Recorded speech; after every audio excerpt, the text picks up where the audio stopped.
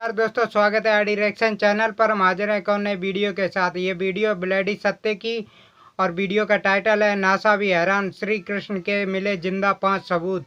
तो दोस्तों, आपको पता तो होगा ही कि श्री कृष्ण वाकई में दुनिया में थे किसी ज़माने में, लेकिन भाई लोगों को अभी भी विश्वास नहीं होता और सवालिया निशान खड़ा करते हैं कि श्री कृष्ण नहीं थे। तो इसी बात के ये जिंदा सबूत हैं कि श्री कृष्ण इस दुनिया में कभी हुआ करते थे। तो आइए साथ मिलकर देखते हैं ये वीडियो। ओरिजिनल वीडियो का लिंक मिल जाएगा डिस्क्रिप्शन में। तो चलिए शुरू करते हैं ये वीडियो। भगवान श्री कृष्ण परम अवतार माने जाते हैं। श्रीहरि का एक ऐसा अवतार जो कि पृथ्वी में आने के बाद सबसे ज्यादा पूजनीय कहलाया। माना जाता है कि भगवान श्री कृष्ण की भक्ति करने पर सीधे सीधे बैकुंठ धाम प्राप्त होता है। जीवन और मृत्यु के चक्र पूरी तरह से खत्म हो जाते हैं। माना जाता है कि भगवान श्री कृष्ण के बैकुंठ लौटने के बाद ही इस दुनिया में कलयुग का आरंभ हुआ। लेकिन उसके बावजूद भी बहुत सारे लोग भगवान श्री कृष्ण की एग्जिस्टेंस पर विश्वास नहीं करते हैं, और कुछ लोग करते भी हैं तो ये कहते हैं कि श्री कृष्ण भगवान थे ही नहीं, अवतार थे ही नहीं। तो उन सारे लोगों के मुंह पर करारा जवाब होगा आज का ब्लडी सत्य का हैरान कर देने वाला अनोखा एपिसोड, जिस एपिसोड में मैं आप सभी लोगों के सामने इस दुनिया में आज के टाइम में भी मौजूद ऐसे 5 सबूतों के बारे में बताने वाला हूं, जिस सबूतों को जानने के बाद आप लोग ऊपर से नीचे तक हिल जाएंगे। और भगवान श्री कृष्ण की एग्जिस्टेंस पर अगर आप लोग विश्वास नहीं करते हैं तो सच बता रहा हूं, आज से उनके भक्त बनने पर मजबूर हो जाएंगे। पहले सबूत की बात करेंगे बिना ज्यादा वक्त जाया किए। यह सबूत मिला मथुरा पर।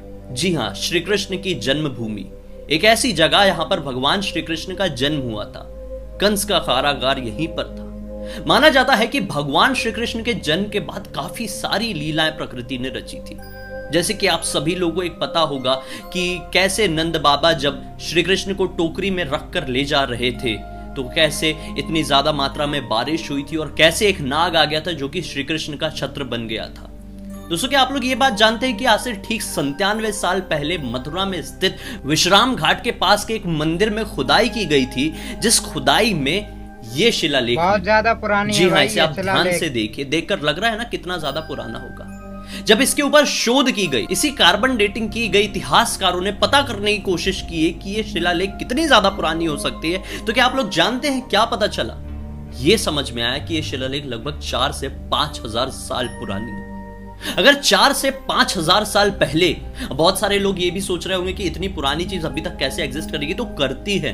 डायनासोर्स के भी अवशेष ऐसे ही मिले थे ना।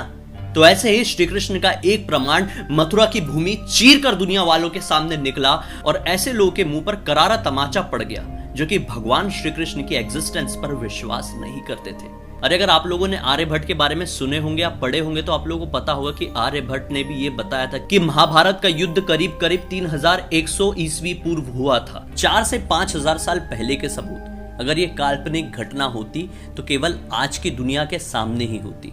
कैसे अगर ये काल्पनिक थी तो इतने पुराने जमाने में भी एग्जिस्ट करती थी। श्री कृष्ण का वजूद इस दुनिया में था। पहले सबूत से समझ में आ जाता है दुनिया का कोई भी इंसान टाल नहीं सकता। आइए अब दूसरे सबूत की बात करते हैं, जो कि है द्वारका नगरी का। अब सभी लोगों को पता होगा, महाभारत के युद्ध के बाद गांधारी ने भगवान श्री कृष्ण को श्राप दे दी थी कि आपकी नगरी पूरी तरह से समाप्त हो जाएगी। गांधारी के श्राप की वजह से ही महाभारत के युद्ध के 35 साल बाद द्वारका नगरी में कुछ ऐसी घटनाएं घटी जिस वजह से काफी कुछ समुद्र में समा गई। काफी सारे वीडियोस में मैं आप लोगों को जानकारी दे चुका हूं, इसके डिटेल में हम नहीं जाएंगे।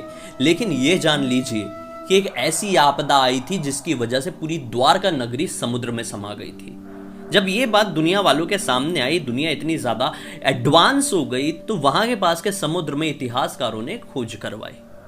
ये तो पता होगा ना कि उस खोज में समुद्र के अंदर से कुछ ऐसे अवशेष मिले थे जो कि सीधे सीधे ये दावा कर रहे थे कि ये अवशेष किसी और से नहीं बल्कि श्री कृष्ण से ही रिलेट करते हैं, जिनका जिक्र काफी बार हमें काफी सारे ग्रंथों में, काफी सारे पुराणों में भी मिला है।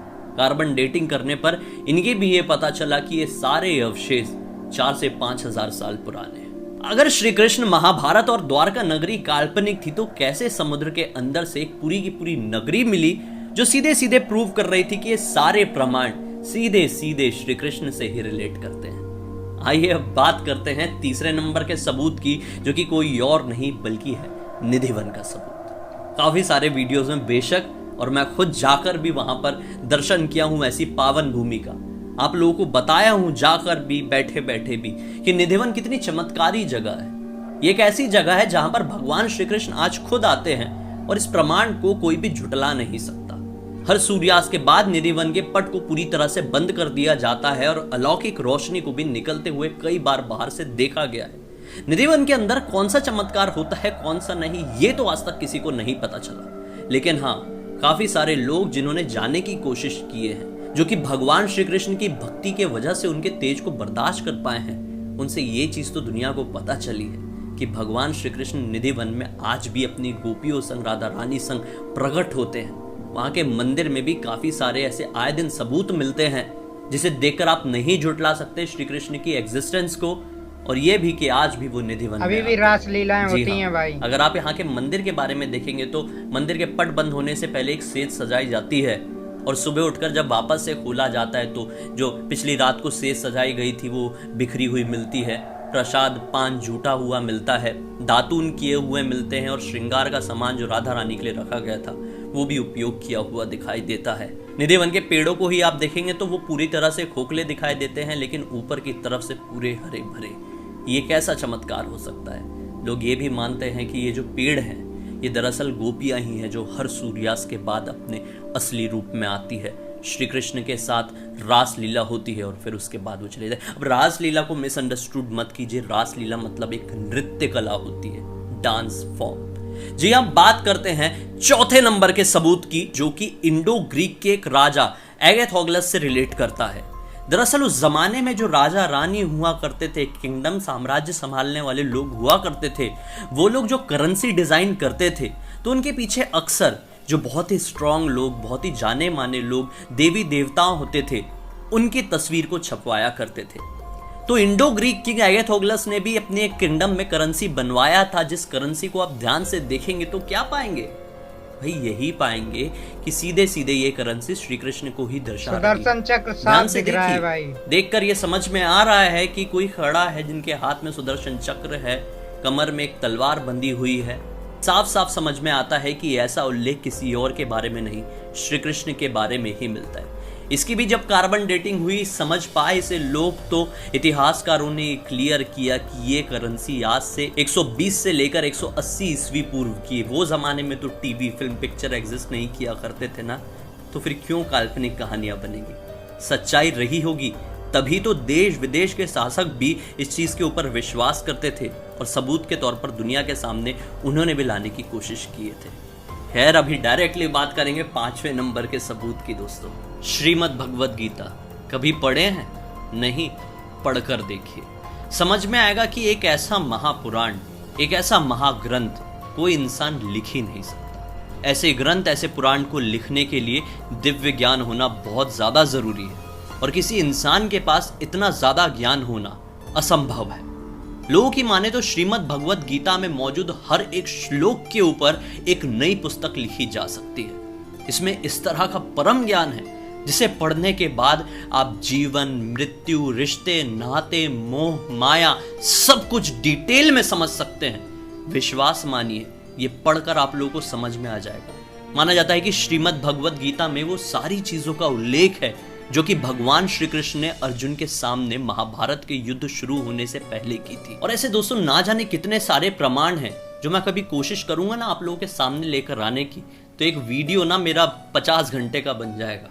सही में दोस्तों, किसी एक ग्रंथ या पुराण को पढ़कर हम भगवान श्री कृष्ण के इतिहास को, उनकी जीवन को हम नहीं समझ पाएंगे। उनका जीवन बहुत बड़ा रहा होगा, बहुत बड़ा। कैसे एक ग्रंथ या पुराण की मदद से हम उनके जीवन को समझ सकते हैं। लेकिन आज की दुनिया में भी आप अपने इर्द गिर्द भी नजर डालेंगे ना, तो आप लोगों को बेशक इतने सारे प्रमाण मिल जाएंगे जिन प्रमाण को आप नोटिस करने के बाद किसी भी तरह से उनकी एग्जिस्टेंस को नकार नहीं पाएंगे। उम्मीद करता हूं कि आज के इस वीडियो में दी हुई जानकारी आप सभी लोगों को अच्छी लगी होगी।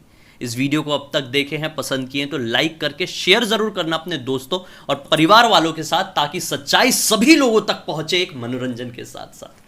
चलिए दोस्तों, इंस्टा की लिंक इस वीडियो के डिस्क्रिप्शन बॉक्स में मिल जाएगी। मुझे पहली बार देख रहे हैं तो चैनल को सब्सक्राइब करके बेल आइकन दबा के ऑल के ऑप्शन में क्लिक कर देना, क्योंकि इसी तरह के हैरान कर देने वाले अनोखे वीडियो आप लोग के सामने डेली लेके आते रहते हैं। इंस्टाग्राम में भी आप लोग मुझे कोई टॉपिक या कहानी लिखकर भेज सकते हैं जो आप चाहते हैं पूरी दुनिया के सामने मेरे वीडियो के जरिए है।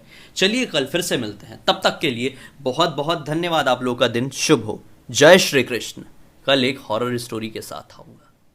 ये था वीडियो बहुत अच्छा था और भाई ने बहुत अच्छे से समझाया, और श्री कृष्ण के बारे में जो भी बोला इस भाई ने, एक एक बात सच है भाई। फिर भी लोग ना जाने क्यों नहीं मानते हैं कि भगवान श्री कृष्ण थे भाई। उन्हें मानना नहीं है तो नहीं मानना है, जबकि भाई हजारों सबूत ऐसे मौजूद हैं इस दुनिया में जो बताते हैं कि श्री कृष्ण इस दुनिया में कभी मौजूद हुआ करते थे भाई। आज भी निधि वन में देखिए रासलीला अभी भी होती है भाई, और शाम को कपाट उस मंदिर के बंद कर दिए जाते हैं, और वहाँ पान और प्रसाद जो भी रखा जाता है वो सवेरे झूठा मिलता है भाई। तो इससे साबित होता है कि श्री कृष्ण भाई रात में वहाँ आते हैं और अपने प्रसाद को ग्रहण करते हैं। और भाई ऐसे बहुत सारे सबूत मौजूद हैं इस दुनिया में, जिससे ये साबित होता है कि श्री कृष्ण अब भी आते हैं, इस दुनिया में हैं और एग्जिस्ट करते हैं भाई। द्वारिका के बारे में तो आपने सुना ही होगा, जब गंधारी ने उनको श्राप दिया था कि आपकी द्वारिका जो है समंदर में डूब जाएगी भाई, और वैसा ही हुआ। समंदर में द्वारिका पूरी डूब चुकी थी, और भाई उसके अवशेष आज भी मिलते हैं। कार्बन डेटिंग से भी पता चला है कि वाकई में ये 5000 साल पुरानी है भाई। और इस सबसे बड़ी बात यह है कि भाई कोई कैसे हजारों साल पहले गीता में लिख सकता है कि द्वारिका नाम की कोई नगरी थी। और ये तो भाई साधारण इंसान के लिए सोचना भी मुश्किल है भाई। और हजारों साल पहले हमारे ग्रंथों में लिखा है कि इस नाम की कोई नगरी थी और वहाँ श्री कृष्ण रहा करते थे, और जो कि आज सच्चाई है। इस चीज़ की खोज भी हो चुकी है भाई कि द्वारिका नगरी सच में हुआ करती थी। भगवान श्री कृष्ण से जुड़े ऐसे दुनिया में बहुत सारे साक्ष्य मौजूद हैं, लेकिन ना मानने वाले भाई उनका कुछ नहीं किया जा सकता। जो नहीं मानते वो नहीं मानते, उनके बारे में कुछ नहीं कहा जा सकता। बाकी आप इस बारे में क्या सोचते हैं कमेंट करके ज़रूर बताएं। वीडियो अच्छा लगा हो तो सब्सक्राइब करके हमारे चैनल को सपोर्ट ज़रूर करें। धन्यवाद।